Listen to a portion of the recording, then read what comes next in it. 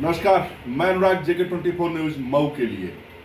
मऊ कभी मुख्तार के नाम से जो है कांपता था, मुख्तार की यहाँ तूती बोलती थी, लेकिन आज मुख्तार का दिया गुल हो गया। मुख्तार जो है इस दुनिया को अलविदा कर दिया। उसके परिवार के लोग लगातार प्रशासन पे आरोप लगा रहे हैं, सरकार पे आरोप लगा रहे हैं कि जहर दे के मारा गया है। खैर, अभी जब पोस्टमार्टम रिपोर्ट आएगी तो उसको मौत का हकीकत पता चलेगा। हम बात करेंगे इसी चीज को लेके, इन्हीं मुद्दों को लेकर भाजपा के पूर्व जिलाध्यक्ष और घोसी लोकसभा के संयोजक मुन्ना दुबे जी से।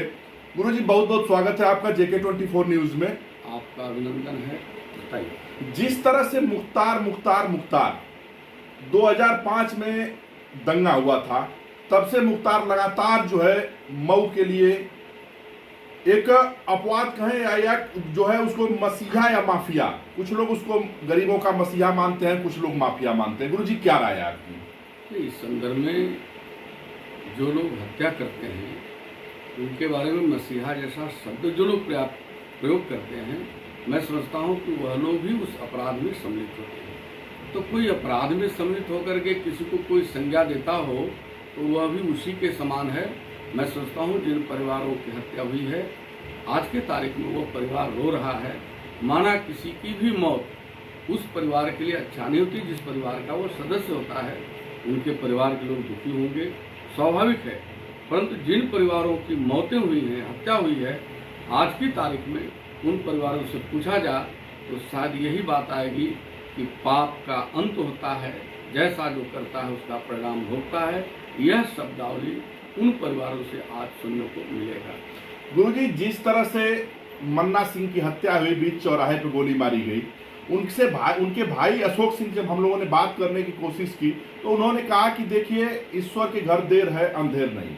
बिल्कुल सही उन्होंने कहा कि भाई पाप का आज नहीं कल कहीं अंत होना है। मैं सोचता हूँ मन्ना सिंह की जिस प्रकार से निर्मम हत्या हुई, कई लोगों ने गोली चलाया और वो सामान्य प्रकार से निश्चिंत बैठे थे, तो इस अपराध का, इस पाप का तो कहीं न कहीं दुष्परिणाम भुगतना होगा। मैं सोचता हूँ जो मुख्तार अंसारी की हार्ट अटैक से मृत्यु हुई है, यह कहीं न कहीं ऊपर वाले की देन है।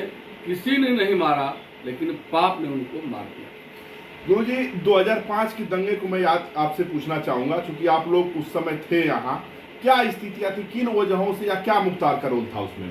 देखिए, 2005 का जब दंगा हुआ था, भोर में मुझको सूचना आई, सारी घटना की जानकारी हुई। कटरा के मैदान में क्या क्या हुआ, किस प्रकार से पत्थरबाजी हुई, ये लंबा विषय हो जाएगा।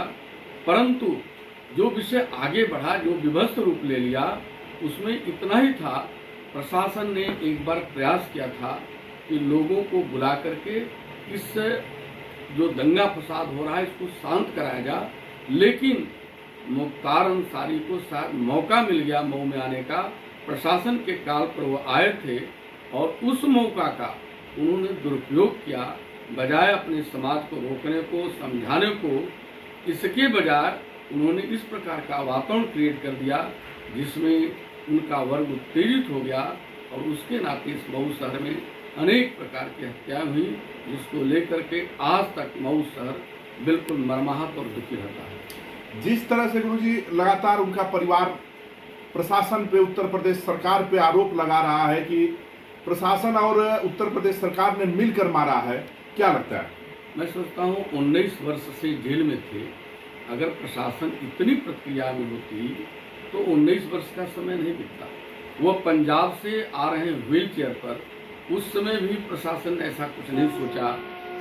न्यायालय उस पर ऑब्जर्व करता है, न्यायालय के वो कस्टडी में थे, इसलिए यह तो मिथ्या आरोप है, ऐसा मैं समझता हूँ।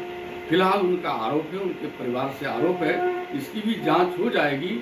अगर यह सत्य घटना होगी तो मैं समझता हूँ जो योगी जी की सरकार है वो न्याय करती है। उन्होंने जैसा किया था उसके बारे में किसी की कोई सहानुभूति नहीं है, लेकिन अगर कोई पाप जेल में करेगा तो उसके प्रति भी सरकार की सहानुभूति नहीं होगी, कार्रवाई होगी। लेकिन अब तक हम लोगों को लगता है यह विषय निश्चित रूप से मनगढ़ंत होता है।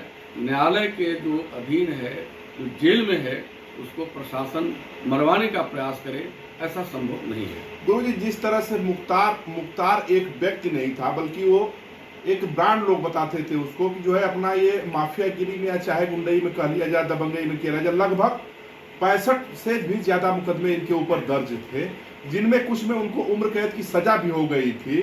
तो क्या उनके मरने के बाद उनका नेटवर्क चलता रहेगा या ध्वस्त हो जाएगा? देखिए, मरने के बाद तो उनका जो नेटवर्क है मुझे नहीं लगता है कि ध्वस्त होगा।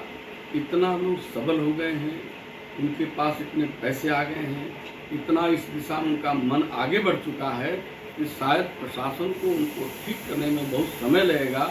हाँ, ये अलग बात है, मुख्तार अंसारी ने अपने परिवार को कहीं न कहीं कलंकित किया है। जितने बड़े परिवार के थे, जितना अच्छा वो परिवार था, लेकिन उस परिवार में जितना दिशा इन्होंने बदला, उस परिवार को अनेक बिंदुओं पर अपमान झेलना पड़ा, कलंक झेलना पड़ा। आगे भी अगर अपराध बढ़ता है तो कहीं न कहीं उसकी जड़ में उनका परिवार होगा और आने वाले कल में उस परिवार को भी ऐसे ही झेलना पड़ेगा जैसे मुख्तार अंसारी को झेलना पड़ा। जिस तरह से कृष्णानंद राय की हत्या हुई थी, उनकी पत्नी लगातार कह रही थी कि न्याय नहीं मिल रहा है। सुबह कुछ मीडिया और उनसे बात किया तो वो भी यही बात दोहराई कि नहीं, ईश्वर के घर देर है अंधेर नहीं। अगर यहाँ की न्यायपालिका नहीं तो ऊपर की न्यायपालिका ने उनको सजा दी है। बिल्कुल बिल्कुल सही किया है और यह कहना नहीं चाहिए। अलका राय जी भारतीय जनता पार्टी के नेता हैं, परंतु कृष्णा राय जी की वो पत्नी हैं और एक महिला की आग बरसती है।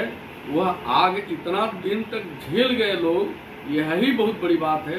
वरना अलका राय जी की जो मन की पीड़ा थी, वेदना थी, कष्ट थी, आग की ज्वाला थी, उसमें तो बहुत पहले पाप का अंत हो जाना चाहिए, भस्म हो जाना चाहिए। तो बहुत बहुत धन्यवाद। तो हमारे साथ ये थे घोसी लोक सभा के संयोजक मुन्ना दुबे जी ने मुख्तार अंसारी की मौत को लेकर चर्चा किए। गुरु जी बहुत बहुत धन्यवाद आपका। बहुत बहुत